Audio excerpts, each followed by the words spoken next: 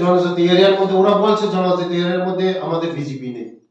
আপনারা দেখেছেন, প্রত্যেক দিন দেখেছেন হাজার হাজার মানুষ আমাদের এই বিজেপিতে যোগদান করেছেন। আমাদের মজবুত হচ্ছে। আগামী দিন আমরা রাজ্যের মধ্যে এডিসির মধ্যে আমাদের এই বিজেপি শুধু সময়ের অপেক্ষা, আমরা সরকার গঠন করব। আগামী দিন সময়ের অপেক্ষা সরকার গঠন করবে, কারণ মানুষ বিশ্বাস করছে। আগে এই 5 বছরের আগে শুধু জাতি সেন্টিমেন্ট দিয়ে চোখের আঁসু জল ফালিয়ে আমাদের একটা আঞ্চলিক পার্টি শুধু জাতি জাতি জাতি বলে জাতির নামে বলে ভোট আদায় করেছে। কিন্তু এই 5 বছরের মধ্যে তারা এডিসির মধ্যে কোনো কিছু করতে পারে না। না একটা চাকরি দিতে পারেছে, না একটা ভালো রাস্তা দিতে পারেছে, না কারো ঘর দিতে পারেছে, না কারো কোনো কিছু দিতে পারেছে, কোনো কর্মসংস্থান দিতে পারেছে, কোনো কিছু দিতে পারেনি। মানুষ হোপলেস হয়ে গেছে।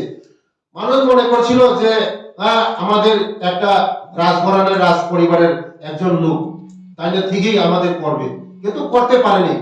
আমাদের জনজাতিদের আশা আকাঙ্ক্ষা করতে পারেনি। একমাত্র এই 5 বছর দেখেছে কোনো কিছুই করতে পারেনি।